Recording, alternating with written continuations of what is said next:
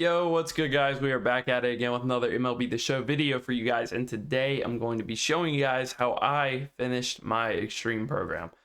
We did it in one 10-hour stream live on the channel, so if you do want to see that for some reason, then you can go watch it.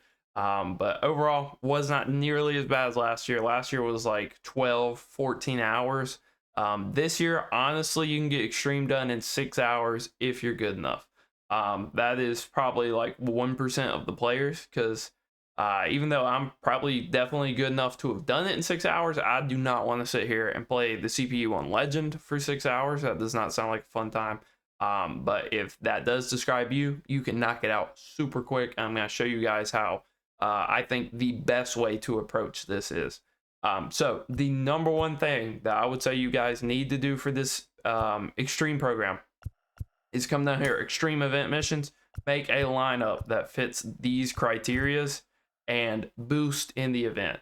Message the guy you're playing, or leave your gamer tag in the comments, find people that way, go to a forum, do a looking for group post, something, and get people to snipe you and boost these in the event, because you are never going to get a triple with a guy with less than 34 speed if you're not boosting in the event. But this is an easy 20 stars. Easy 20 stars makes it attainable to where I think everybody can easily get Polanco, and then maybe even Ottavino. And then depending on your skill level, you might get kind of hard stuck there, and it might take you a while to get like Goldschmidt, DeGrom, and Acuna. But in general, I think everybody can walk away with Polanco if you go boost in the event. Like, I promise you, this is the best use of your time. Assuming you get somebody the first game, or you and a friend queue up at the same time, it is 10 minutes for 20 stars of progress in this. Absolutely, the best use of your time possible. Next to that, the showdown's cool if you're really good. If it's not going to take you more than 2 attempts, then yeah, the showdown's probably a decent use of your time. But other than that, what you're really going to want to look at is these extreme vouchers from the mini season. I'm going to get into that in a second. The conquest, wouldn't really touch it. It's just more games in general, and you are going to have to play on higher difficulties at certain points. So in general, I'd probably steer clear of it. But you can see if I hit play now here, take us over to goals. Every 10 games you win on All-Star, it's going to get you a 1-pack voucher. That is 7 points of progress towards the extreme program. Every 8 games you win on Hall of Fame is going to get you 2 vouchers, which is going to be 14 points of progress, which is a ton for 8 games. And then every 5 games you win on Legend gets you 3 vouchers, which is 21 points of progress. So if you went and boosted the event and got somebody first try that gave you your 20 stars, and then you went and ran 15 mini season games, 15, 20, whatever it takes to get all the vouchers to knock it out, you could have the extreme program done in actually probably 6 hours, 7 hours, something like that. Because mini season usually takes about 4.5 to 6 hours, depending on how many runs you score, depending on how many extra inning games you have. And then that, like I said, that event game should take 10 minutes max. So again, I would urge you to do what this guy just did. Put up a group post, try to find people that way, leave your comment your gamer tag, something. Like, try to get this boosted, because that is going to be by far the easiest way. Other than that, it is worth mentioning these do not stack. These missions don't stack. You can't play on Legend and get progress towards Hall of Fame and All-Star. But even if you are only a guy who can consistently win against the CPU on All-Star only, then you're fine, because this is still going to be better than the conquest. Because in a mini season, what you're trying to do is win 16 games and then quit out the rest of the regular season ones, and then just sweep in the playoffs at 6 more games. So that's 22 games that you're having to play, as opposed to that conquest, which is, I believe, 31, because you have to beat every MLB team, and then you have to steal fans also. So overall, this is going to be a better use of your time, even if you are an all-star player. Plus, you're going to be working towards all these stat missions. I didn't do them personally because it just didn't take me that many games, and I had the event boost.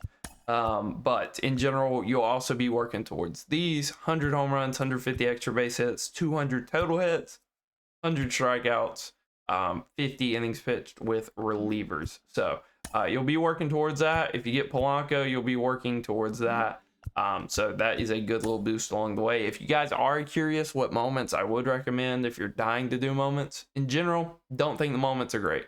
It's a good little like community bonding exercise where people come together and they're like, dude, that moment sucked. It took me like 30 minutes. It took me an hour.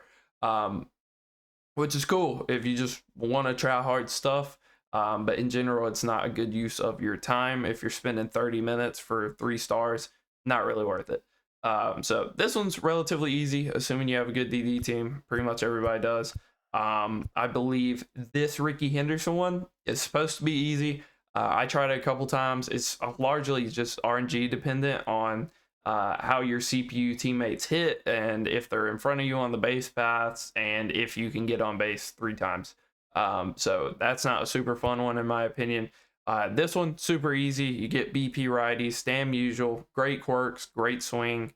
You can do this in 1 game, and if you can't, then it's a multi-game moment, and you can just keep dashboarding until you get it in the 2nd game.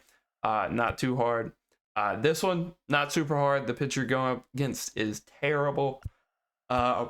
This Ottavino one, relatively easy. Also, it's a multi-game moment. If you give up a run, you just dashboard and you're good to go. This Goldschmidt one, pretty easy. This DeGrom one should be pretty easy. The bad part is you're probably just gonna have to pitch 6-7 innings. And then this Acuna one is also not the hardest thing in the world. You do have to get 3 hits with 2 home runs. But if you play it enough, you'll get it. It probably shouldn't take more than like 10-15 minutes. And yeah, so that is how I ran through my extreme program. I was maybe 3/4, 60% of the way through. Checked the binder and saw somebody already had Acuna.